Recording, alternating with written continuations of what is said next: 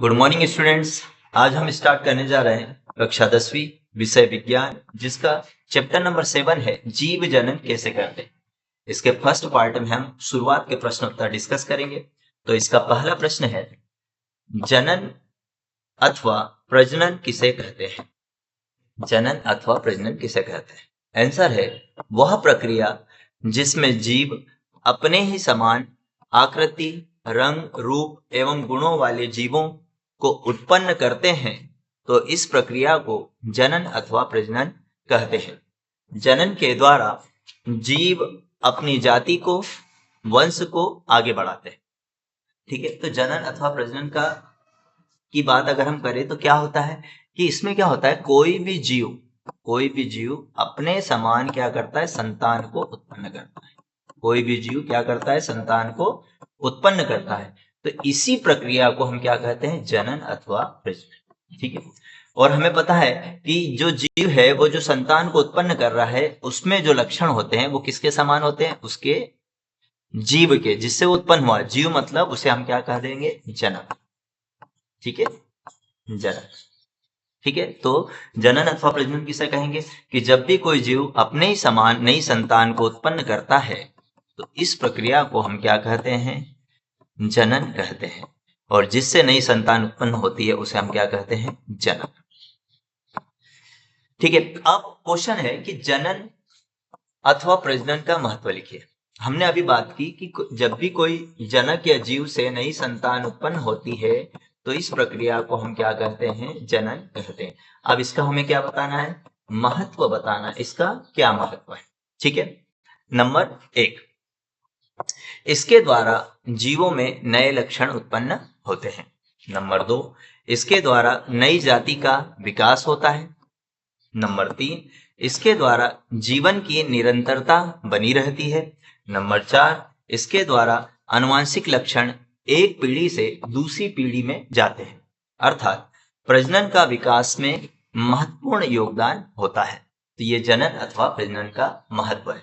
एक लाइन में अगर हम समझे कि जब भी नई संतान उत्पन्न होती है तो इसे हम क्या कहते हैं, जनन कहते हैं। इसका क्या महत्व है, इससे किसी भी जीव की जाति का विकास होता है, उसके वंश का विकास होता है, नई पीढ़ी का विकास होता है, तथा नई पीढ़ी के जीव होते हैं उसमें नए लक्षणों का विकास होता है।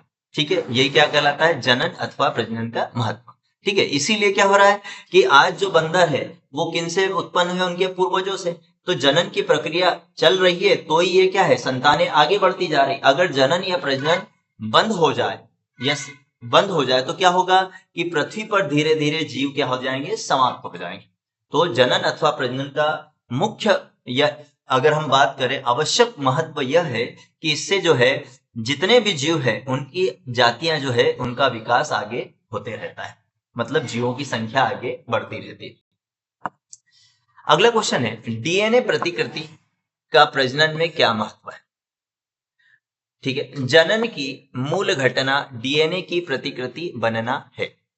जनन में एक कोशिका द्वारा डीएनए की प्रतिकृति का निर्माण तथा अतिरिक्त कोशिकीय संगठन का सृजन होता है। तो क्वेश्चन यहाँ पे क्या है, डीएनए की प्रतिकृति का किसमें महत्व होता है, प्रजनन में क्या महत्व है। हमें पता है कि डीएनए जो होता है उसमें आनुवंशिक सूचना होती है। जिस जीव का डीएनए होगा उसी के समान नई संतान उत्पन्न होगी। मतलब अगर हम देखें यहाँ पर कि जो डीएनए प्रतिकृति यह एक जैविक प्रक्रिया है। इसमें कोशिका अपने डीएनए के बिल्कुल समान प्रति बनाती है, मतलब समान एकदम क्या बनाती, प्रति बनाती, मतलब फोटोकॉपी बनाती।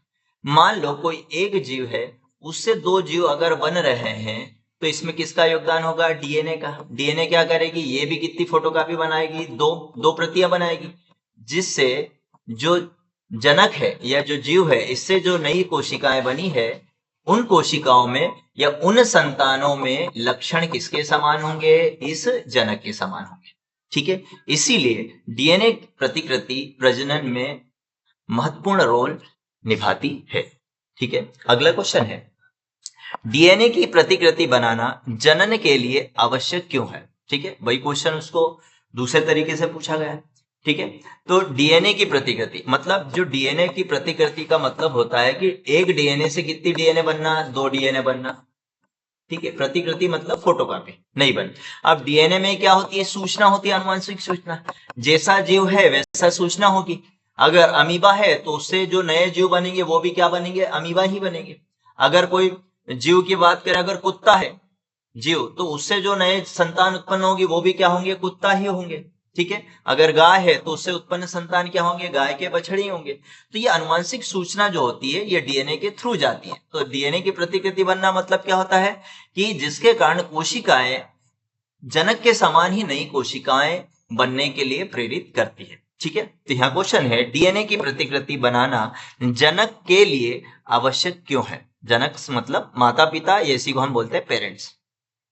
आंसर होगा, डीएनए के अणुओं में आनुवंशिक गुणों का संदेश होता है जो जनक से संतति पीढ़ी तक स्थानांतरित होता है। अतः जनन की मूल घटना डीएनए की प्रतिकृति बनाना है। इसलिए जनन के लिए डीएनए की प्रतिकृति बनाना आवश्यक होता है। हमने क्या बताया कि कोई भी जो जनक है उसमें क्या पाया जाता है, डीएनए पाया जाता है। इस डीएनए में आनुवंशिक सूचना होती है जो कहाँ जाती, एक पीढ़ी से कहाँ जाएगी, दूसरी पीढ़ी में, वहां से कहाँ जाएगी, उसकी अगली संतानों में। तो इस प्रकार डीएनए के द्वारा ही आनुवंशिक सूचना क्या होती है, एक पीढ़ी से दूसरी पीढ़ी में स्थानांतरित होती है। इसीलिए अब जनन के लिए ही डीएनए की प्रतिकृति बनना आवश्यक होता है, क्योंकि इसी के द्वारा जनक के लक्षण उसकी अगली संतान में जाते हैं, जिससे वह संतान अपने जनक के समान, अपने माता पिता के समान या अपने पेरेंट्स के समान दिखाई देती है, या उस समान अपनी जाति को आगे की ओर ले जाती है। ठीक है। तो डीएनए की प्रतिकृति बनना आवश्यक होता है। अगला क्वेश्चन है, जनन कितने प्रकार का होता है। हमने बात की कि एक जीव से नया जीव बनना, नया जीव बनना क्या कहलाता है, जनन कहलाता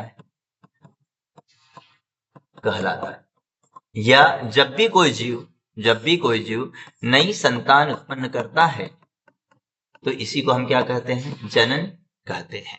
अब जनन कितने प्रकार का होता है, तो जनन यहाँ पे हमें पढ़ना है 10वीं में। एक है लैंगिक जनन और दूसरा है अलैंगिक जनन। लैंगिक जनन मतलब क्या होता है, वह जनन जिसमें नई संतान उत्पन्न करने के लिए 2 जीवों की आवश्यकता होती है, या 2 जीवों को भाग लेना पड़ता है, 2 जीवों को भाग लेना पड़ता है। काय के लिए, नई संतान उत्पन्न करने के लिए। इसी को हम क्या कहते हैं, लैंगिक जनन। और अलैंगिक जनन किसे कहेंगे, जब भी कोई नई संतान उत्पन्न होती है तो उसके लिए कितने जीव भाग लेते हैं, एक जीव भाग लेता है। एक जीव या एक जनक भाग लेता है। ठीक है, इसे क्या कहते हैं हम, अलैंगिक जनन। तो हम एक एक करके समझते हैं।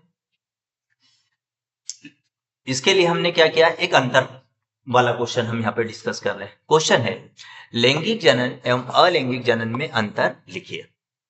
तो हमने एक साइड लिखा लैंगिक जनन, एक साइड लिखा अलैंगिक जनन। यहाँ पहले ये समझ लो, लैंगिक जनन में कितने जीव भाग लेते हैं, 2 जीव भाग लेते हैं। कितने जीव भाग लेते हैं, 2 जीव। और ये दोनों मिलकर क्या करते हैं, संतान को उत्पन्न करते हैं। 2 जीव भाग लेकर नई संतान उत्पन्न करते हैं, इसीलिए इसे हम क्या कहते हैं, लैंगिक जनन कहते हैं। अब ये 2 जीव क्या हो जाएंगे, ये माता, ये पिता। ठीक है। भले ही पौधों की बात करें, पौधों में भी क्या होंगे, नर पुष्प, मादा पुष्प भाग लेते हैं। अगर ह्यूमन बीइंग की बात करें, मनुष्य की बात करें, तो एक नर होगी, एक मादा होगी। ठीक है। तो कुल मिला के जब 2 जीव भाग लेते हैं और एक नई संतान उत्पन्न करने के लिए, तो उसे हम लैंगिक जनन कहते हैं। ठीक है। अलैंगिक जनन मतलब क्या होता है कि जब कोई एक जीव से ही नई संतान उत्पन्न होती है तो उसे हम अलैंगिक जनन कहते हैं। मतलब नई संतान उत्पन्न करने के लिए एक ही जीव जब भाग लेता है तो उसे हम अलैंगिक जनन कहते हैं। ठीक है। तो अंतर देख लेते हैं। नंबर 1, अलैंगिक जनन, इसमें 2 जनक भाग लेते हैं, एक नर और एक मादा। इसमें केवल एक जनक भाग लेता है। जैसे अमीबा की बात करें, एक ही जीव होता है, एक ही जीव से कितने जीव बन जाते हैं भैया, 2 जीव बन जाते हैं। ठीक है, तो जब नई संतान उत्पन्न करने के लिए एक जनक भाग लेता है तो उसे हम क्या कहेंगे? अलैंगिक जनन। नंबर 2, इसमें युग्मकों का निर्माण होता है। अब जब दो जीव भाग ले रहे हैं तो क्या करते हैं? सबसे पहले उनमें क्या निर्माण होता है? युग्मकों का निर्माण होता है। इसमें एक जीव भाग लेता है तो इसमें युग्मकों का निर्माण नहीं होता। नंबर 3, इसमें निषेचन की क्रिया होती है। जब युग्मक बनेंगे तो युग्मक जब आपस में मिलते हैं तो उस क्रिया को कहते हैं निषेचन। तो तीसरा पॉइंट है कि इसमें निषेचन की क्रिया होती है और अलैंगिक जनन में इसमें निषेचन की क्रिया नहीं होती है। नंबर 4, इसमें युग्मनज बनता है, जिसे इंग्लिश में झाइगोट कहते हैं। भाई सबसे पहले क्या हुआ? युग्मक बने, युग्मक आपस में मिले, उसे क्या कहा? निषेचन। और निषेचन के बाद क्या बना? युग्मनज, जिसे हम क्या बोलते हैं? झाइगोट। तो चौथा पॉइंट है, इसमें युग्मनज बनता है, जबकि अलैंगिक जनन में हमने क्या लिखा है? इसमें युग्मनज नहीं बनता है। नंबर 5, इसमें अर्धसूत्री विभाजन होता है। ठीक है, मान लो ये एक मूल कोशिका है, इसमें गुणसूत्रों की संख्या 2n है, तो अर्धसूत्री मतलब गुणसूत्र क्या हो जाएंगे? आधे आधे हो जाएंगे। ये मान लो नर है और ये अगर मादा है तो इनमें भी गुणसूत्र क्या हो जाएंगे? आधे आधे हो जाएंगे, क्योंकि जब ये आपस में मिलेंगे तो गुणसूत्र वापस से द्विगुणित हो जाएंगे। ठीक है, जिससे नई संतान का निर्माण होगा। ठीक है, तो इनमें क्या होगा? इसमें कौन सा विभाजन होता? अर्धसूत्री विभाजन। कोशिकाएं तो समान मात्रा में बनेगी लेकिन गुणसूत्रों की संख्या क्या हो जाती है? आधी आधी, इसीलिए इसे बोलते हैं अर्धसूत्री विभाजन। अलैंगिक जनन में इसमें ऐसा नहीं होता है, मतलब इसमें अर्धसूत्री विभाजन नहीं होता है। ठीक है, तो यहां हमने देखा लैंगिक जनन एवं अलैंगिक जनन में अंतर। अगला क्वेश्चन है, जीवों में विभिन्नता। स्पीसीज, स्पीसीज का मतलब होता है जाति। जाति किसे कहते हैं? एक जैसे जीवों का समूह। जाति के लिए लाभदायक है, परंतु व्यष्टि, व्यष्टि मतलब एक जीव, किसी जाति का एक जीव के लिए आवश्यक नहीं है। समझाइए। तो आंसर होगा, अन्य जैव प्रक्रमों के विपरीत किसी जीव के अपने अस्तित्व या अनुरक्षण के लिए जनन या डीएनए की प्रतिकृति बनाना आवश्यक नहीं है। एक जीव की बात कर रहे हैं हम, किसकी बात कर रहे हैं? व्यष्टि की बात कर रहे हैं। परंतु क्वेश्चन के अनुसार, परंतु विभिन्न स्पीसीज की समष्टि के स्थायित्व के लिए लाभदायक है, क्योंकि विभिन्नता के होते हुए भौतिक वातावरण में परिवर्तन होने पर उस प्रजाति के कुछ व्यष्टि मतलब जीव, व्यष्टि नवीन मतलब नए जीव, परिस्थितियों के अनुकूल जीवित रह सकते हैं तथा जनन के द्वारा वृद्धि कर सकते हैं। तो यहां पर क्वेश्चन क्या बोल रहा है कि जीवों में विभिन्नता, क्वेश्चन समझेंगे, विभिन्नता किसके लिए आवश्यक है? स्पीसीज के लिए, मतलब जाति के लिए।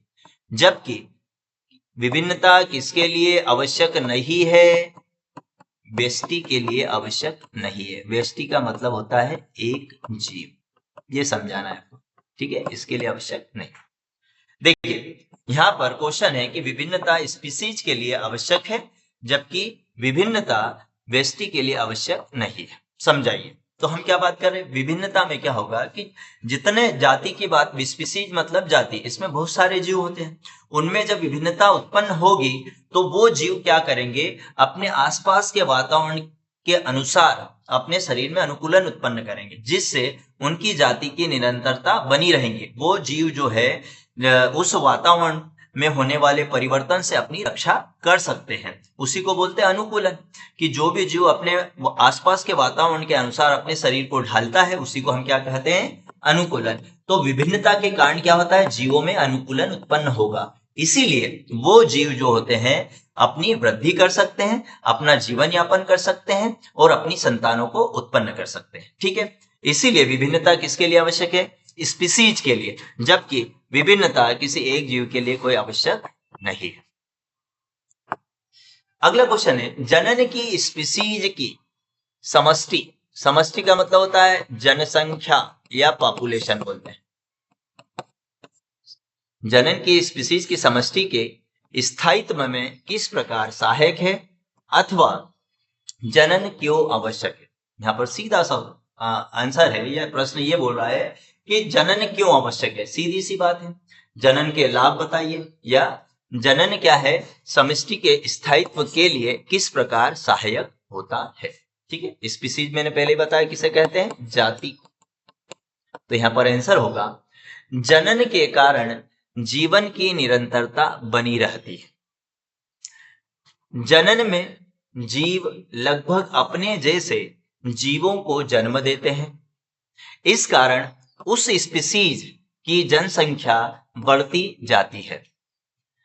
अनुकूल विभिन्नताओं का एक पीढ़ी से दूसरी पीढ़ी तक संवहन जनन के द्वारा ही संभव होता है।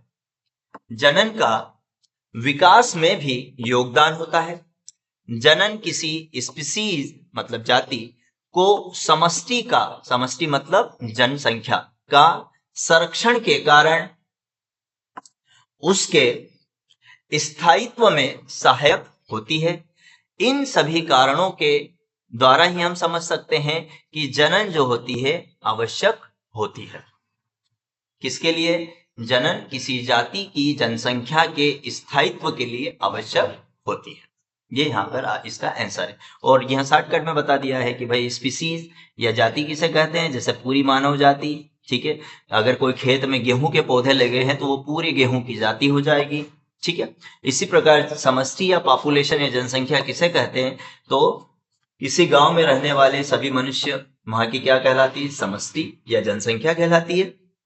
या फिर किसी तालाब में मछलियों को पाया जाना क्या कहलाता है, उस तालाब की मछलियों में क्या हो जाएगी, समष्टि हो जाएगी, या वो उनकी क्या कहलाएगी, जनसंख्या कहलाएगी।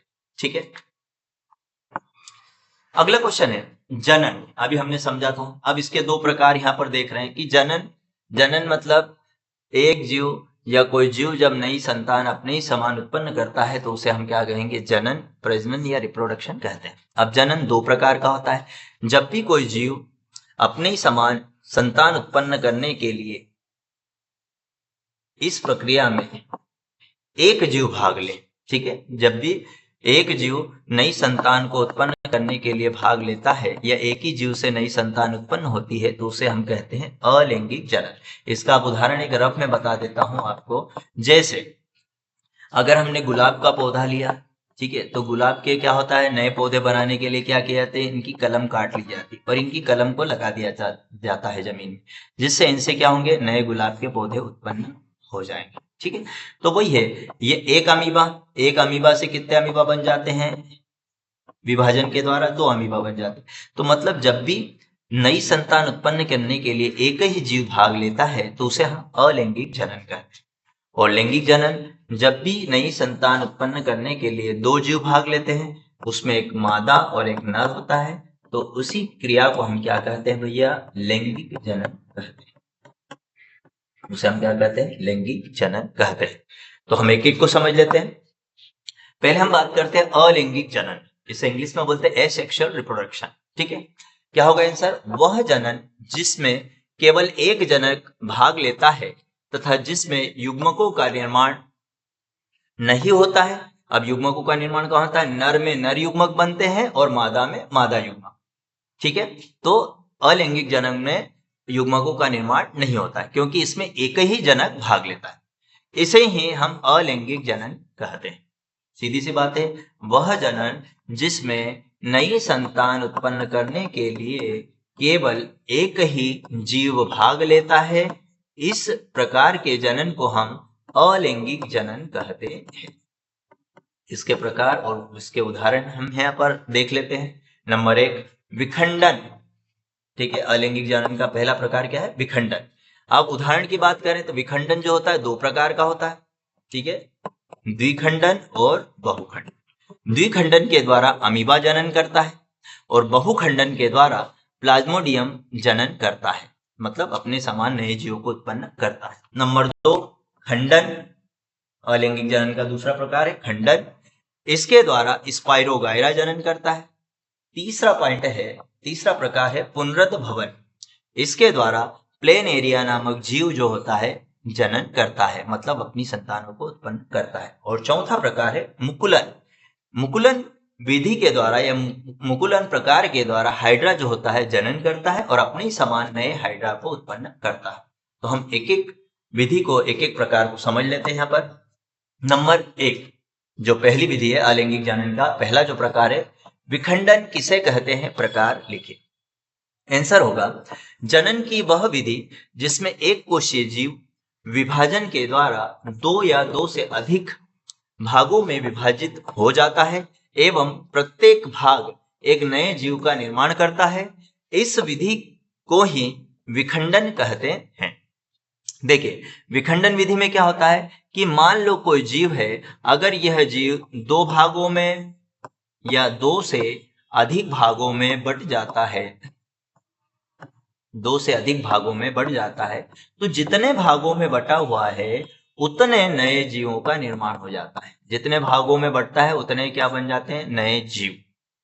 इसी विधि को हम क्या कहते हैं, विखंडन। अगर 2 भागों में बट रहा है तो हम आगे इसकी विधियां पढ़ेंगे, प्रकार इसके। 2 भागों में बट रहा है तो उसे द्विखंडन कहेंगे, और 2 से अधिक भागों में बट रहा है तो उसे हम क्या कहेंगे, बहुखंडन कहते हैं। ठीक है, तो विखंडन के 2 प्रकार हैं। नंबर 1 द्विखंडन, ये द्विखंडन के द्वारा अमीबा में जनन होता है। दूसरा प्रकार है बहुखंडन, इसके द्वारा प्लाज्मोडियम में जनन होता है। ठीक है, विखंडन क्या है, अमीबा में द्विखंडन को समझाइए। ठीक है, वह प्रक्रिया जिसमें एक कोशीय जीव कोशिका विभाजन के द्वारा 2 बराबर भागों में बट जाते हैं तथा प्रत्येक भाग एक नए जीव का निर्माण करता है। इस प्रकार एक जीव से 2 नए जीव का निर्माण हो जाता है। इस प्रक्रिया को ही द्विखंडन कहते हैं। उदाहरण, द्विखंडन विधि के द्वारा अमीबा में खिंचाव होता है। सबसे पहले अमीबा के केंद्रक में खिंचाव होता है, यह धीरे धीरे 2 केंद्रकों में बट जाता है। उसके बाद अमीबा का जीव द्रव्य भी 2 भागों में बट जाता है। इस प्रकार एक अमीबा से 2 नए अमीबा कोशिकाओं का निर्माण हो जाता है। तो इसी को हम क्या कहते हैं, द्विखंडन कहते हैं। यहाँ पे क्या उदाहरण लिखा है, ये एक अमीबा है। ठीक है, अमीबा एक कोशीय जीव होता है, इसकी संरचना अनियमित होती है। बीच में क्या पाया जाता है, नाभिक, और चारों तरफ पाया जाता है इसका जीव द्रव्य। अब इसमें जनन किसके द्वारा हो रहा है, द्विखंडन के द्वारा। तो द्विखंडन के द्वारा क्या होता है, इसका जो नाभिक है, पहले नाभिक में खिंचाव उत्पन्न होगा। ठीक है, नाभिक में जब खिंचाव होता है तो पहले इसका जो नाभिक है वो कितने भागों में बढ़ जाता है, 2 भागों में, और चारों तरफ क्या रहता है, जीव द्रव्य। फिर कुछ समय बाद ये जो जीव द्रव्य है ये भी कितने भागों में बढ़ जाता है, 2 भागों में बढ़ जाता है। इस प्रकार एक अमीबा से कितने अमीबा बन गए, 2 अमीबा बन जाते हैं। इसीलिए इस विधि को द्विखंडन विधि कहते हैं। और द्विखंडन विधि के द्वारा अमीबा जो होता है जनन करता है। मतलब एक अमीबा से कितने अमीबा का निर्माण होता है, 2 अमीबा का निर्माण होता है। एक जीव से 2 जीवों का निर्माण होता है। इसीलिए इस विधि को द्विखंडन विधि कहते हैं। हम इसे चित्र के द्वारा समझ लेते हैं। यहाँ पर हमने देखा ये अमीबा है। ठीक है, इस अमीबा की अगर हम बात करें तो ये बीच वाला भाग क्या कहलाता है, केंद्रक। ठीक है, केंद्रक, या इसे हम क्या कहेंगे, नाभिक कहते हैं। क्या कहेंगे, नाभिक। और चारों तरफ इसके क्या होता है, इसे हम कहते हैं जीव द्रव्य। इसे कहते हैं जीव द्रव्य। अब द्विखंडन विधि के द्वारा क्या होगा, पहले इस नाभिक में खिंचाव होता है। तो खिंचाव के कारण एक नाभिक से कितने नाभिक बनने लगते हैं, 2। देखिए, तो फिर अगली स्टेप में क्या होता है, ये खिंचाव के फलस्वरूप कितने नाभिक बन गए, 2। एक ऊपर की तरफ और एक ये नीचे की तरफ। फिर क्या होगा, जो ये इसके चारों तरफ जो जीव द्रव्य होता है इसमें भी क्या उत्पन्न होता है, खिंचाव उत्पन्न होता है, जिसके कारण एक जीव द्रव्य से कितने जीव द्रव्य बन जाते, 2। एक यहाँ पर, एक यहाँ पर। तो इस प्रकार से एक अमीबा से 2 नए अमीबा का निर्माण हो जाता है। ठीक है, जिसे हम पुत्री कोशिकाएं कहते हैं। तो इस प्रकार एक अमीबा से 2 अमीबा का निर्माण होना ही क्या कहलाता है, द्विखंडन कहलाता है। ठीक है, तो जनन की यह विधि जिसमें एक जीव से 2 जीव का निर्माण होता है उस विधि को ही हम क्या कहते हैं, द्विखंडन विधि कहते हैं। अगला क्वेश्चन है, बहुखंडन अथवा बहुविखंडन क्या है, उदाहरण दीजिए। ठीक है, बहुखंडन मतलब एक जीव से बहुत सारे जीवों का निर्माण होना। एक जीव से दो जीव बनना द्विखंडन कहलाता है, और एक जीव से बहुत सारे जीवों का निर्माण क्या कहलाता है, बहुखंडन कहलाता है। ठीक है, और ये किस में होता है, एक कोशीय जीवों में। ऐसे जीव जिन्हें हमें खुली आंखों से देख नहीं सकते, ऐसे जीवों को एक कोशीय जीव कहते हैं। पहले हमने द्विखंडन किस में देखा, अमीबा में। अब हम देख रहे हैं प्लाज्मोडियम। अब प्लाज्मोडियम या फिर हम बात कर सकते हैं ईस्ट कोशिका में भी इस प्रकार से क्या पाया जाता है, बहुखंडन पाया जाता है। ठीक है, तो वह प्रक्रिया जिसमें एक कोशीय जीव कोशिका विभाजन के द्वारा अनेक बराबर भागों में बट जाते हैं तथा प्रत्येक भाग एक जीव का निर्माण करता है। इस प्रकार एक जीव से अनेक नए जीवों का निर्माण हो जाता है। इस प्रक्रिया को ही बहुखंडन कहते हैं।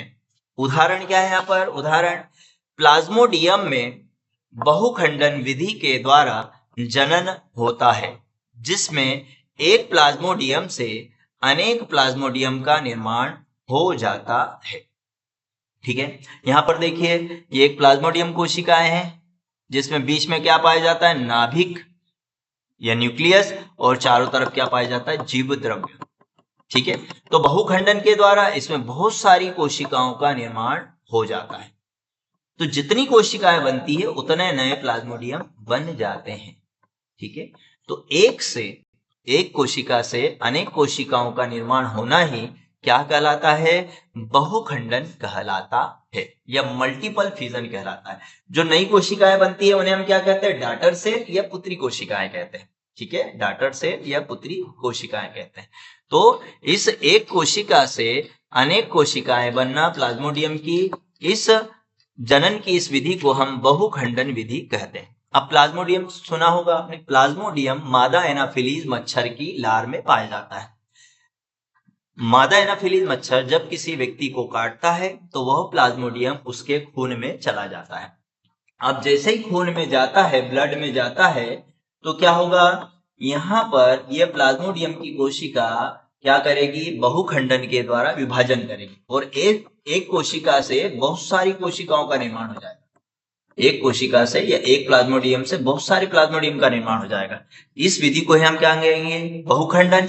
और यह रक्त के द्वारा प्लाज्मोडियम पूरे शरीर में फैल जाते हैं, जिससे व्यक्ति को कौन सा रोग होता है, मलेरिया नामक रोग हो जाता है। कौन से मच्छर के काटने से, मादा एनाफिलीज मच्छर के काटने से। उसकी लार में क्या पाया जाता है, प्लाज्मोडियम। यह प्लाज्मोडियम जैसे ही रक्त में जाता है, बहुखंडन विधि के द्वारा बहुत सारे प्लाज्मोडियम में बढ़ जाता है और पूरे ब्लड में फैल जाता है, जिससे व्यक्ति को ठंड के द्वारा, कपकपी के द्वारा तीसरे दिन वाला बुखार होता है, जिसे हम कौन सा बुखार या कौन सा रोग कहते हैं, मलेरिया रोग कहते हैं। ठीक है, तो एक लाइन में वापस से समझते हैं। द्विखंडन मतलब एक जीव से दो जीव का बनना द्विखंडन कहलाता है, और जब एक जीव से बहुत सारे जीव बनते हैं या एक कोशिका से बहुत सारी कोशिकाएं बनती है, तो इसे हम क्या कहेंगे, बहुखंडन कहते हैं। अगला क्वेश्चन है, द्विखंडन बहुखंडन से किस प्रकार भिन्न है।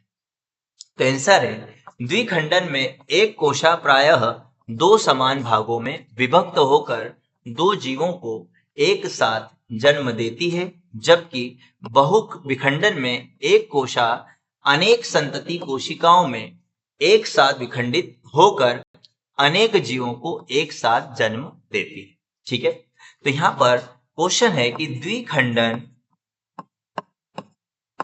एवं बहुखंडन में क्या अंतर है, या द्विखंडन बहुखंडन से किस प्रकार भिन्न है। तो हमें पता है जनन की यह विधि है, इसमें क्या होता है, एक कोशिका विभाजन के द्वारा कितने भागों में बढ़ जाती है, दो भागों में बढ़ जाती है, जिससे दो नई कोशिकाओं का निर्माण होता है।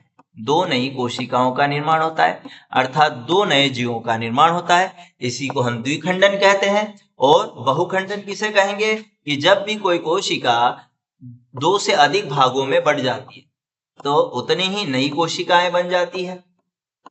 और उतनी ही मात्रा में नए जीवों का निर्माण हो जाता है। इस विधि को हम क्या कहते हैं? बहुखंडन।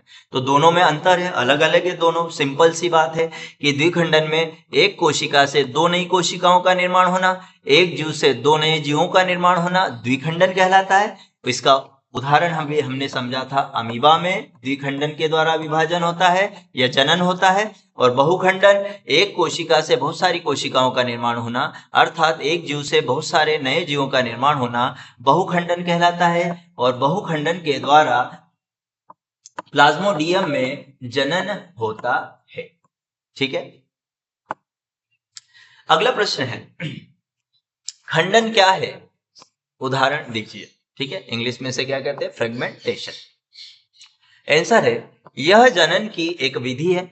इस विधि में सरल संरचना वाले बहुकोशीय जीव पूर्ण रूप से विकसित होने के बाद ये छोटे छोटे टुकड़ों में बंट जाते हैं तथा इन टुकड़ों को खंड या इंग्लिश में फ्रेगमेंट कहते हैं, तथा यह खंड वृद्धि करके नए जीवों का निर्माण खंडों के द्वारा करते हैं। इस प्रकार एक जीव से अनेक नए जीवों का निर्माण हो जाता है। इस विधि को ही खंडन कहते हैं। उदाहरण, स्पाइरोगायरा। अब खंडन विधि में क्या कहा गया है? यह बहुकोशीय जीवों में होती है। इसका उदाहरण क्या है? स्पाइरोगायरा। स्पाइरोगायरा, यहाँ पर हमें चित्र दिखाई दे रहा है, ये स्पाइरोगायरा का चित्र है। स्पाइरोगायरा क्या होता है? जब वयस्क हो जाता है, ठीक है, पूर्ण विकसित हो जाता है, उसके बाद क्या होता है? इसके शरीर के छोटे छोटे ये अपने टुकड़ों में बंट जाता है। शरीर जो होता है अपने आप छोटे छोटे टुकड़ों में बंट जाता है। इन टुकड़ों को हम क्या कहते हैं? खंड। इन टुकड़ों को हम क्या कहते हैं? खंड। और ये खंड वृद्धि करके नए स्पाइरोगायरा में बन जाते हैं या परिवर्तित हो जाते हैं। ठीक है, इसी विधि को हम क्या कहते हैं? खंडन विधि। ठीक है, इसको मैं सरल चित्र के द्वारा यहां समझाता हूं। ये स्पाइरोगायरा है। ठीक है, स्पाइरोगायरा क्या होता है? स्पाइरोगायरा जब वयस्क हो जाता है तो ये क्या होगा? छोटे छोटे टुकड़ों में टूट जाता है। छोटे छोटे टुकड़ों में टूट जाता है। इन टुकड़ों को हम क्या कहते हैं? खंड। अब ये प्रत्येक टुकड़े वृद्धि करते हैं, ये खंड वृद्धि करते हैं और नए स्पाइरोगायरा का निर्माण कर लेते हैं। इसीलिए खंड के द्वारा या टुकड़ों के द्वारा नए स्पाइरोगायरा का निर्माण होना ही जनन की यह विधि क्या कहलाती है? खंडन विधि कहलाती है। वापस से एक लाइन में समझाता हूं मैं कि जब भी बहुकोशीय जीव जैसे स्पाइरोगायरा क्या होता है? वृद्धि करके जब पूर्ण विकसित हो जाता है तो यह उसके बाद छोटे छोटे टुकड़ों में टूट जाता है। इन छोटे छोटे टुकड़ों को हम खंड कहते हैं या फ्रेगमेंट कहते हैं, और प्रत्येक खंड वृद्धि करके नए स्पाइरोगायरा का निर्माण कर लेता है। तो इस प्रकार स्पाइरोगायरा में खंडन विधि के द्वारा जनन होता है। तो एक स्पाइरोगायरा से अनेक स्पाइरोगायरा का निर्माण हो जाता है। इस विधि को ही हम क्या कहते हैं? खंडन विधि कहते हैं। अगली विधि है पुनरुद्भवन अथवा पुनर्जनन, या इंग्लिश में बोलते हैं रीजनरेशन। क्या है? समझाइए। ठीक है, पुनरुद्भवन अथवा पुनर्जनन क्या है? समझाइए। आंसर है, यह जनन की एक विधि है। इस विधि में कुछ बहुकोशीय जीव किसी कारणवश अथवा किसी घटना के दौरान दो या दो से अधिक भागों में कट जाते हैं। इसके बाद इन जीवों के कटे हुए भाग वृद्धि करके नए जीवों के रूप में विकसित हो जाते हैं। इस प्रकार जितने कटे हुए भाग होते हैं वे वृद्धि करके उतने ही नए जीव बना लेते हैं। जनन की इस विधि को पुनर्जनन अथवा पुनरुद्भवन कहते हैं। उदाहरण, प्लेनेरिया एवं हाइड्रा। ठीक है, तो प्रश्न है पुनरुद्भवन अथवा पुनर्जनन क्या है? समझाइए। तो जनन की यह विधि है। क्या होता है? बहुकोशीय जीव जो होते हैं, एग्जाम्पल अपन ने यहाँ लिया प्लेन एरिया। मैं एक प्लेन एरिया का डायग्राम बना रहा हूँ, एक रफ। प्लेन एरिया जो होता है, क्या होता है? किसी घटना के कारण यह जीव जब इसका शरीर दो या अधिक भागों में कट जाता है, तो ये कट गया, तीन भाग बन गए, तो कुछ समय पश्चात ये कटे हुए भाग पुनः वृद्धि करके नए प्लेन एरिया का निर्माण कर लेते हैं। इसलिए इस विधि को हम क्या कहते हैं? पुनरुद्ध भवन कहते हैं, क्योंकि शरीर के जो कटे हुए भाग थे वह पुनः पुनः नए जीवों में बदल जाते हैं। इस विधि को ही हम क्या कहते हैं? पुनरुद्ध भवन या पुनर्जनन विधि कहते हैं। इसका एक चित्र है, देखिए यहाँ पे प्लेन एरिया में पुनरुद्ध भवन, ध्यान से देखेंगे अपन यहाँ पर, ये एक जीव है पूरा, ये एक पूरा जीव है प्लेन एरिया। ये क्या हुआ? किसी घटना के कारण ये क्या हुआ? 3 भागों में कट गया। ये देखिए 3 भागों में कट गया। अब ये इसके जो कटे हुए भाग है ये धीरे धीरे क्या करते हैं? वृद्धि करते हैं और नए प्लेन एरिया का निर्माण कर लेते हैं, पुनः नए जीव का निर्माण कर लेते हैं। इसीलिए इस विधि को पुनरुद्ध भवन या रीजनरेशन या पुनर्जनन कहते हैं।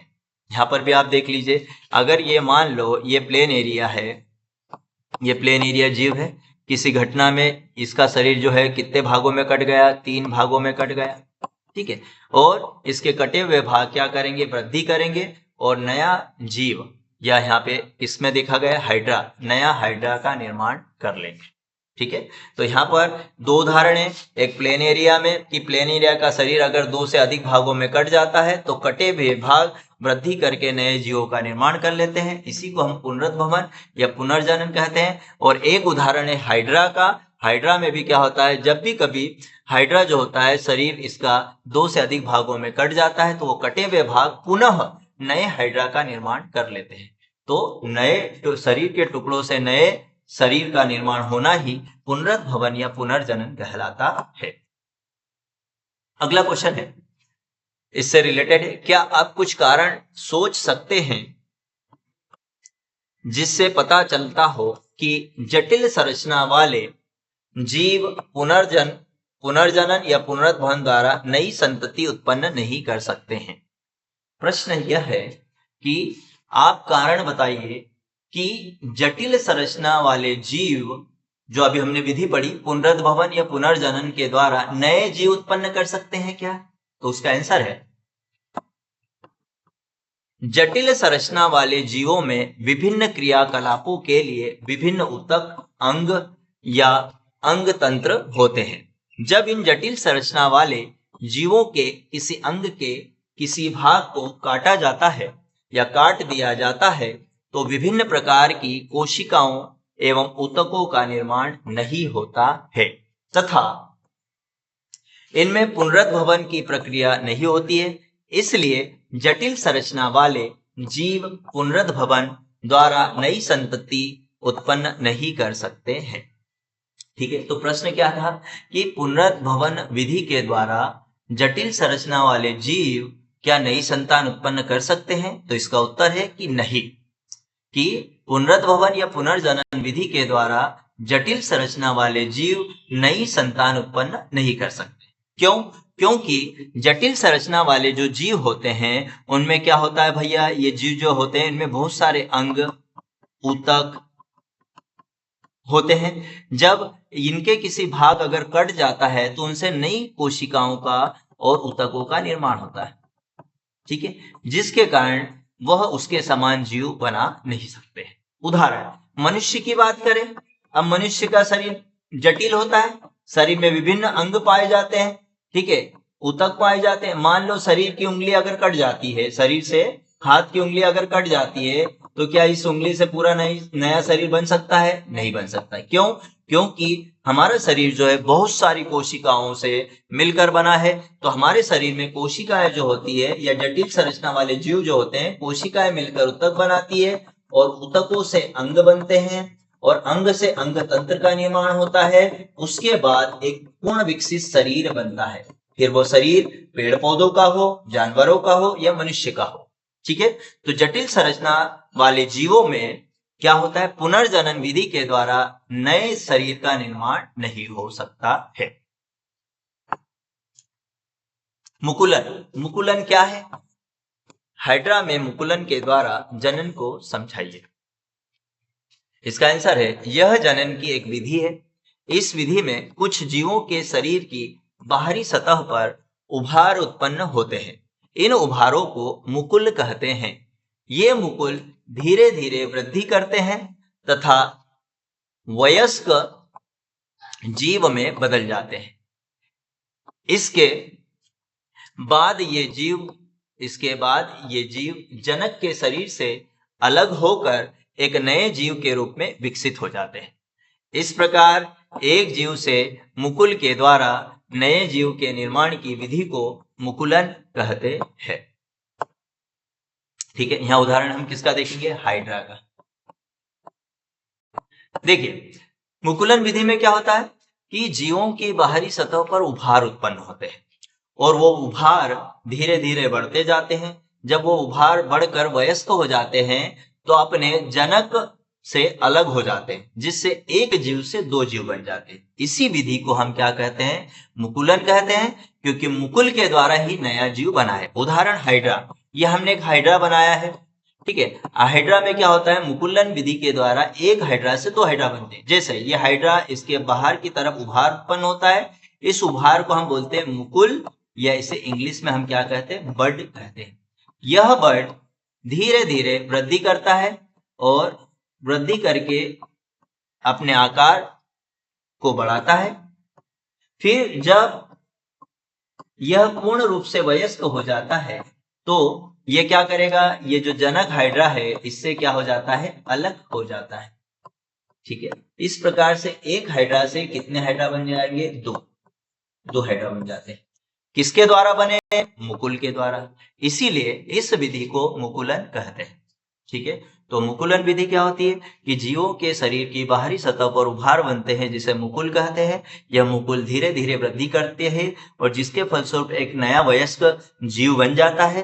फिर वो वयस्क जीव जनक से अलग हो जाता है। इस प्रकार एक जीव से दो जीवों का निर्माण हो जाता है। और किसके द्वारा हुआ है? मुकुल के द्वारा हुआ है। इसीलिए इस विधि को मुकुलन कहते हैं, या इंग्लिश में क्या कहते हैं? बडिंग कहते हैं। और इस विधि के द्वारा हाइड्रा में जनन होता है, मतलब एक हाइड्रा से दो हाइड्रा का निर्माण मुकुल के द्वारा होता है। इसीलिए इस विधि को मुकुलन कहते हैं। ये देखिए, यहां पर हाइड्रा का डायग्राम है। ठीक है, ये मात्र हाइड्रा है। इसके शरीर के बाहर की ओर क्या बन रहा है? एक उभार ये बन रहा है, इसे हम क्या कह रहे हैं? मुकुल। ये मुकुल धीरे धीरे वृद्धि कर रहा है और वृद्धि करने के पश्चात ये क्या होगा? ये अपने जनक से, ये जो जनक कोशिका है इससे अलग हो जाता है और इससे ये एक नया हाइड्रा बन जाता है। ठीक है, मतलब एक हाइड्रा से कितने हाइड्रा बन जाते हैं? तो किसके द्वारा? मुकुल के द्वारा। इसीलिए इस विधि को मुकुलन कहते हैं। आगे हम डिस्कस करते हैं अलैंगिक जनन के ही हम पढ़ रहे हैं विधियां। उसके अंतर्गत हम बात करेंगे कायिक जनन पौधों में। ठीक है, तो कायिक जनन के अंतर्गत अगर हम बात करें तो इसमें आएगा कायिक प्रवर्धन। कायिक प्रवर्धन का किसमें हम पढ़ेंगे? बायोफिल्म में। कायिक प्रवर्धन मतलब जब भी किसी पौधे का कोई पत्ती, उसका कोई तना या शाखा जमीन पर गिरती है तो उससे नया पौधा उत्पन्न हो जाता है, उसी को हम बोलते हैं कायिक प्रवर्धन। इसका एग्जाम्पल हम किसमें देख रहे हैं? बायोफिल्म पौधे में। तो ये पौधा जो होता है बायोफिल्म का, उसमें जो पत्तियां होती है वो पत्तियां क्या करती है? टूट कर कहाँ गिर गई? जमीन पर गिर जाती है। ठीक है, अब इस पत्तियों में क्या पाई जाती? कलिकाएं पाई जाती, बर्ड्स पाई जाती है। जैसे ही ये मिट्टी के संपर्क में आती है इससे नया पौधा उत्पन्न हो जाता है। इसी को हम क्या बोलते हैं? कायिक प्रवर्धन। कायिक प्रवर्धन किसमें पाया जाता है? ब्रायोफिल्म में पाया जाता है। ठीक है, अब दूसरा है बीजाणु समासन। बीजाणु समासन हम किसमें देखेंगे? राइजोपस में। राइजोपस की अगर हम बात करें तो इसमें इस प्रकार से फल के नुमा संरचना बनती है। इन्हें हम क्या बोलते हैं? इन्हें हम बोलते हैं बीजाणुधानी। बीजाणुधानी के अंदर छोटे छोटे बीजाणु बनते हैं। जब यह बीजाणु परिपक्व हो जाती है तो ये बीजाणुधानी जो होती है, ये बीजाणुधानी फटती है, जिसके फलस्वरूप इसके अंदर के जो बीजाणु है ये जमीन पर गिर जाते हैं। और जहां पर जमीन पर ये गिरते हैं इनसे क्या होते हैं? नए पौधे उत्पन्न हो जाते हैं। तो नए पौधे किसके द्वारा उत्पन्न हुए? बीजाणुओं के द्वारा उत्पन्न हुए। इसीलिए इसे हम बीजाणु समासन कहते हैं। किसमें पाया जाता है? राइजोपस में। राइजोपस में। ठीक है, तो यहाँ पे देख लेते हैं अपन कायिक प्रवर्धन क्या है। लाभ एवं हानियां लिखिए। आंसर होगा पौधे के विभिन्न भाग जैसे जड़, तना एवं पत्ती के द्वारा जब एक नए पौधे का निर्माण होता है तो जनन की इस विधि को कायिक प्रवर्धन अथवा कायिक जनन कहते हैं। ठीक है, कायिक प्रवर्धन का मतलब क्या होता है पहले ये समझ लो। कायिक, कायिक मतलब काया, काया मतलब शरीर। ठीक है, हम किसकी बात कर रहे हैं? पौधों के शरीर की बात कर रहे हैं। जब पौधों की अगर हम बात करें, पौधों की बात करें तो इनके शरीर का कोई भी भाग जैसे जड़, तना या पत्ती के द्वारा जब एक नए पौधे का विकास होता है तो इस विधि को ही हम कायिक प्रवर्धन या कायिक जनन कहते हैं। कुछ उदाहरण है कि जड़ के द्वारा कुछ पौधे विकसित होते हैं, ये जैसे लिखा है जड़ के द्वारा। ठीक है, कुछ तने के द्वारा पौधों का विकास होता है, जैसा अदरक है, आलू है, इनके टुकड़े काटकर जब जमीन में रख देते हैं तो उनके ऊपर छोटी छोटी बड्स होती है। ठीक है, ये जैसा आलू है, इसके टुकड़े हमने काट लिए बहुत सारे और जमीन के अंदर डाल देंगे तो इनके ऊपर जो ये छोटी छोटी बड्स कलिकाएं पाई जाती, यही वृद्धि करके नए आलू के पौधे बना देती तने के द्वारा। ठीक है, ये उदाहरण है तने का। ठीक है, पत्ती के द्वारा अभी हमने पढ़ा ब्रायोफिलम की पत्ती। ये पत्ती भी क्या होती है, जब जमीन पर गिरती है तो ये मिट्टी के संपर्क में आती है तो क्या होता है कि पत्ती के ऊपर जो छोटी छोटी कलिकाएं होती है वो क्या करने लगती है, अंकुरण करने लगती है, जर्मिनेशन करने लगती है, जिसके कारण नए पौधे का विकास हो जाता है। ठीक है, फिर अगर हम कृत्रिम विधियों की बात करें तो कुछ पौधे ऐसे होते हैं जिनकी कटिंग की जाती है। जैसे अभी हमने बात की थी कि भाई ये गुलाब का पौधा है, ये जैसे मान लो गुलाब का पौधा है तो इसकी कलम काट लो और कहाँ पर रोप दो, जमीन के अंदर, तो उससे क्या होगा, नया पौधा उत्पन्न हो जाएगा। तो ये कृत्रिम विधियां भी है। ठीक है, तो कायिक प्रवर्धन मतलब पौधे के शरीर का कोई भाग, पौधे की काया का कोई भाग जैसे जड़, तना और पत्ती के द्वारा जब नए पौधे उत्पन्न होते हैं तो इस विधि को हम कायिक प्रवर्धन कहते हैं। अब इसके लाभ क्या है और हानियां देख लेते हैं अपन। नंबर 1, कायिक प्रवर्धन का लाभ देखें। इसके द्वारा पौधे शीघ्र तैयार हो जाते हैं। ठीक है, समय कम लगता है, आसान प्रोसेस होती है। जैसे मैंने बात की, ये आलू लिया आपने तो आलू के ऊपर बहुत सारी ऐसी कलिकाएं बन जाती, तो हमने आलू के क्या करे, बहुत सारे ऐसे क्या कर लिए, टुकड़े कर लिए, खेत में नालियां बना ली और इन नालियों में आलू के टुकड़ों को हमने डाल दिया, मिट्टी इसके ऊपर पलट दी, कुछ समय पश्चात पानी चला देंगे, जर्मिनेशन होगा और नए पौधे उत्पन्न हो जाएंगे। तो पहला पॉइंट लाभ क्या है, इसके द्वारा पौधे शीघ्र तैयार हो जाते हैं। नंबर 2, इसके द्वारा पौधे शीघ्र फलते हैं एवं फूलते हैं। नंबर 3, इसके द्वारा उत्पन्न पौधे अपने जनक के समान होते हैं। ठीक है, आलू के टुकड़े डाले तो उससे आलू के पौधे उत्पन्न होंगे, मतलब जो नए पौधे उत्पन्न होंगे वो किसके समान होंगे, अपने जनक के। नंबर 4 पॉइंट, इसके द्वारा कम समय में अधिक से अधिक पौधों को उत्पन्न किया जा सकता है। ठीक है, अब इसके लाभ है, वहीं पर इसकी क्या है, कुछ हानियां है कि हमने क्या किया।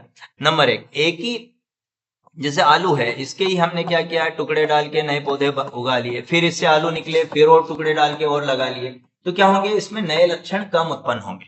ठीक है, तो नए गुण उत्पन्न कम होंगे, नई जाति का विकास नहीं होगा। ठीक है, तो जो जाति आपने बोई थी आलू की, मान लो देसी है, तो वो क्या करेगी, देसी चलती रहेगी।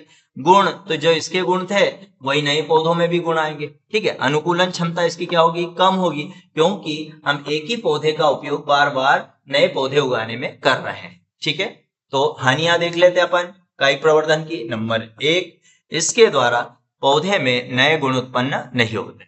नंबर 2, इसके द्वारा पौधों में विभिन्नता उत्पन्न नहीं होती है।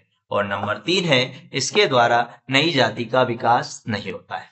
ठीक है, तो ये इसकी हानियां है। क्यों हानियां है, क्योंकि एक ही पौधे के द्वारा हम नए पौधों को उगाते जा रहे हैं, बार बार उन्हीं पौधों का उपयोग कर रहे हैं नए पौधे उगाने में, तो उससे नए गुण उत्पन्न नहीं होंगे, उसमें नई लक्षण भी नहीं उत्पन्न होंगे, मतलब उसमें विभिन्नता उत्पन्न नहीं होगी और न ही नई जाति का विकास उत्पन्न होगा। तो ये इसकी क्या हो जाएगी, हानियां। अगला क्वेश्चन है, बीजाणु समासंग क्या है, समझाइए। बीजाणु समासंग, ठीक है, राइजोपस के बारे में अपन ने अभी पढ़ा था। ठीक है, बीजाणु समासंग क्या है, समझाइए। आंसर है, अनेक सरल बहुकोशीय जीवों में धागे के समान संरचनाएं पाई जाती है तथा इनके शीर्ष पर छोटी छोटी गोल संरचनाएं होती है जिन्हें बीजाणु धानी कहते हैं। इन बीजाणुधानियों में छोटे छोटे बीजाणु पाए जाते हैं। जब अनुकूल परिस्थितियां आती है तो ये बीजाणुधानियां फट जाती है, जिससे इनमें से जो बीजाणु बाहर निकलते हैं एवं नम सतह के संपर्क में आकर वृद्धि करने लगते हैं। इस प्रकार जनन की इस विधि को बीजाणु समासंग कहते हैं।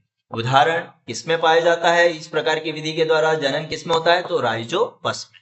ठीक है, अभी मैंने बनाया था चित्र कि राइजोपस जो होता है धागे के समान संरचना होती है। ध्यान देंगे, धागे के समान संरचना होती है, बहुकोशीय जीव है। इनके ऊपर छोटे छोटे फल के समान संरचना होती है, जिसे बोलते हैं बीजाणुधानी। इन बीजाणुधानी में छोटे छोटे बीज होते हैं। इन बीजों को हम बीजाणु कहते हैं, बीजाणु कहते हैं। जब राइजोपस वयस्क हो जाता है तो ये बीजाणुधानियां फट जाती है। अब ये जब बीजाणुधानियां फटती है तो इसके अंदर के बीजाणु जो होते हैं उड़ते हैं, या हवा के द्वारा या किसी अन्य माध्यम के द्वारा एक स्थान से दूसरे स्थान पर जाते हैं, और नम सतह मतलब मिट्टी के संपर्क में आते हैं। मिट्टी में जब गिरते हैं ये बीजाणु तो उनसे नए जीव उत्पन्न हो जाते हैं, नए राइजोपस के जीव उत्पन्न हो जाते हैं। इस विधि को ही हम बीजाणु समासन कहते हैं, क्योंकि नए जीवों का विकास किसके द्वारा हो रहा है? बीजाणुओं के द्वारा हो रहा है। इसीलिए इस विधि को बीजाणु समासंग कहते हैं। देखिए यहाँ पे चित्र देख लेते हैं। अभी हमने बात की कवक जाल, ये जाल देखा, कवक जाल आपने, ठीक है। अब यहाँ पे क्या है? तंतु के समान संरचना है। अब इनमें क्या है? ऊपर की तरफ ये फल के समान, छोटे छोटे फलों के समान संरचनाएं हो रही। इन फलों को हम क्या कह रहे हैं? बीजाणुधानी। अब बीजाणुधानी के अंदर क्या पाए जाते हैं? ये छोटे छोटे क्या पाए जाते हैं? ये बीज पाए जाते हैं। क्या पाए जाते हैं? बीज। अब जब यह वयस्क हो जाएगा, पूर्ण विकसित हो जाएगा, तो ये जो बीजाणुधानी है ये फट जाएगी। ये देखो फटी हुई बीजाणुधानी। जब बीजाणुधानी ये जब फटेगी तो इससे जो बीजाणु है ये क्या होंगे? बाहर निकलेंगे। और कहाँ संपर्क में आएंगे? मिट्टी के या नम सतह के संपर्क में जब ये बीजाणु आते हैं तो ये वृद्धि करेंगे और अंकुरित होंगे और नए राइजोपस का निर्माण करेंगे। ठीक है, तो जब नए पौधों का, नए जीवों का निर्माण जब बीजाणु के द्वारा होता है तो इस विधि को बीजाणु समासन कहते हैं। और बीजाणु समासन के द्वारा राइजोपस में नए जीवों की उत्पत्ति होती है, या नए जीव जन्म लेते हैं, या राइजोपस इस विधि के द्वारा जनन क्रिया संपन्न करता है। ठीक है, अगला इसी से रिलेटेड क्वेश्चन है, बीजाणु द्वारा जनन से जीव किस प्रकार लाभान्वित होता है? बीजाणु द्वारा जनन से जीव किस प्रकार लाभान्वित होता है? मतलब अभी हमने जो प्रश्न पढ़ा कि बीजाणुधानी के अंदर बीज होते हैं, बीजाणु होते हैं, वो जब बाहर निकलेंगे तो उससे नए पौधे उत्पन्न होंगे। तो ये फायदा है कि नुकसान है? तो हम यहाँ पे फायदे की बात कर रहे हैं। तो प्रश्न क्या है? बीजाणु द्वारा जीव किस प्रकार लाभान्वित होता है? आंसर है, बीजाणु जनन की प्रक्रिया में एक बार में बहुत संख्या में बीजाणुओं का निर्माण होता है तथा ये बीजाणु वायु के द्वारा आसानी से दूर दूर तक चले जाते हैं। इस प्रकार स्पर्धा से बचते हैं। इसके अतिरिक्त बीजाणुओं के चारों ओर एक मोटी भित्ति होती है जो प्रतिकूल परिस्थितियों में उसकी रक्षा करती है तथा अनुकूल परिस्थितियों में नम सतह के संपर्क में आने पर बीजाणु वृद्धि करने लगते हैं। इस प्रकार बीजाणुओं द्वारा जनन से जीव अधिक सुरक्षित रहते हैं। इस कारण ये इस विधि से लाभान्वित होते हैं। ठीक है, अभी हमने क्या बोला कि जो राइजोपस है ये तंतुनुमा जीव है। इनमें छोटी छोटी क्या पाई जाती है? बीजाणुधानियां। ठीक है, गोल संरचना। अब ये बीजाणुधानियां है, बीजाणुधानी। इस बीजाणुधानी में कौन बंद रहता है? बीजाणु। ये बीजाणु बंद। अब ये जब बीजाणुधानी जब या ये जो राइजोपस है पूरी तरह परिपक्व होता है तो ये बीजाणुधानी क्या हो जाती है? फट जाती है। ये हम इसको इस प्रकार देख लेते हैं, बीजाणुधानी क्या हो जाएगी? फट जाएगी। तो इसके अंदर के जो बीजाणु है वो कहाँ निकलेंगे? बाहर की ओर, किसी माध्यम से दूर स्थानों पर फैल जाएंगे और इन बीजाणुओं के चारों तरफ क्या पाई जाती है? मोटी भित्ति पाई जाती है। ठीक है, जो इसके अंदर के भाग की रक्षा करती है। अब जैसे ही अनुकूल समय आता है, अनुकूल समय का मतलब होता है कि नम मिट्टी इसको मिले, अच्छी हवा मिले, पानी मिले, ठीक है। तो अनुकूल समय जिसमें यह अंकुरित हो सके, तो उस समय क्या होगा कि ये अनुकूल समय के समय ये इनमें क्या होगा, जर्मिनेशन होगा, और इसके द्वारा नए जीव का निर्माण होता है, नए जीवों का निर्माण होता है, मतलब नए राइजोपस का निर्माण होता है। किसके द्वारा? बीजाणु के द्वारा। तो बीजाणु के द्वारा नए जीव का उत्पन्न होना लाभदायक होता है, ठीक है, और सुरक्षित होता है। तो इसलिए इस विधि को अच्छा माना जाता है। ठीक है, तो आज के लिए इतना ही। अब इसके बाकी के क्वेश्चन हम पार्ट 2 में डिस्कस करेंगे।